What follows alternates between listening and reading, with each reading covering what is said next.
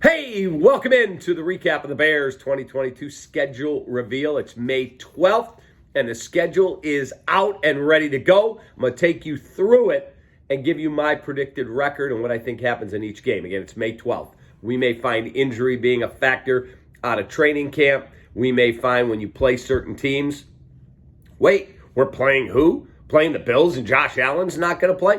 That's the stuff that could change all this, but we all make our picks. I'm going to make mine for you right now. Here we go. Please hit that subscribe button. We really appreciate you following us and subscribing. Tell your friends. Hey, subscribe to David Kaplan's YouTube page. We appreciate you. And, of course, we'll always have recaps after each Cubs and White Sox baseball game and any breaking story.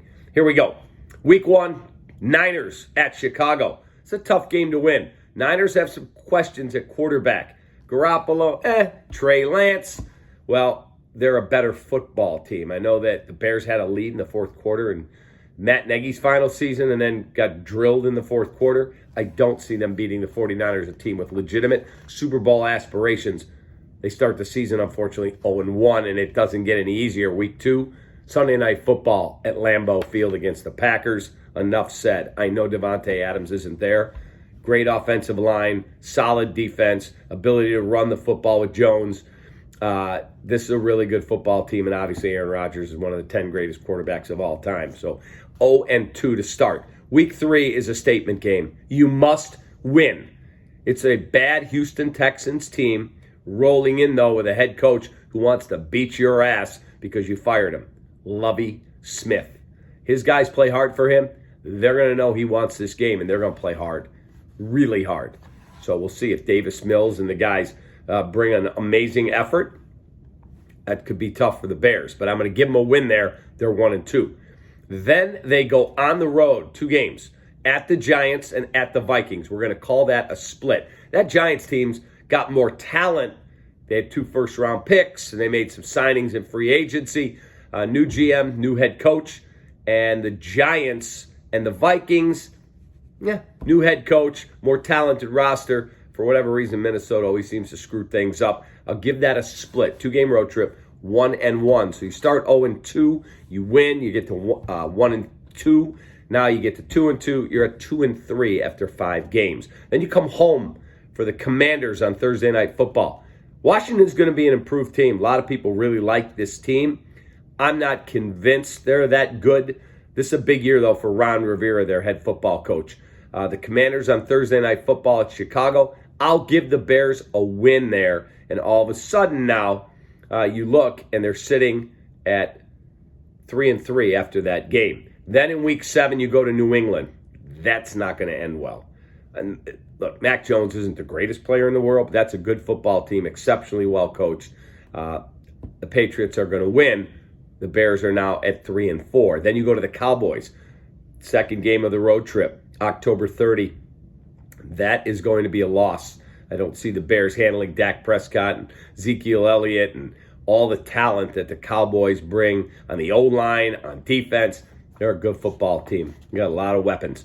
So all of a sudden now, you've lost 2 straight to the Patriots and to the Cowboys, and you're sitting there and you're through 8 games, you're 3-5. You come home, another statement game. You got to find a way to beat the Dolphins. That Dolphins team is really good.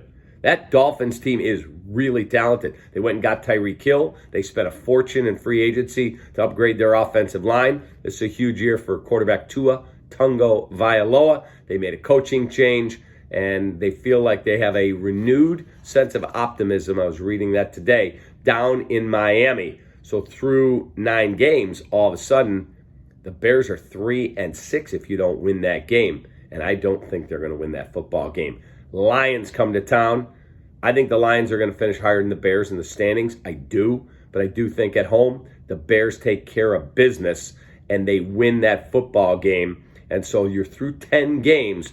You're 4-6. Then you go on the road for 2 more. You're at the Falcons and at the Jets. 2 lousy football teams. But what do you think you are? And so those 2 are going to look at the Bears coming and going, chance to get healthy, chance to get a win. You've got to find a way to win both of those games on the road. Unfortunately, I don't believe the Bears want to win both. The coaches do, But the big picture, guys, they do not. And I believe they'll split those games. So all of a sudden, from 4-6, you're 5-7 through 12 games. Then you have the Packers here, 5-8. Then you get your bye in week 14. That's awfully late to get a bye. So you're 5-8 with the Eagles coming in. They're a good football team. You're 5-9. You got the Bills rolling in here on Christmas Eve. They're going to want to get home and celebrate Christmas. Noon start in Chicago Christmas Eve. You're not beating the Bills. You're 5-10.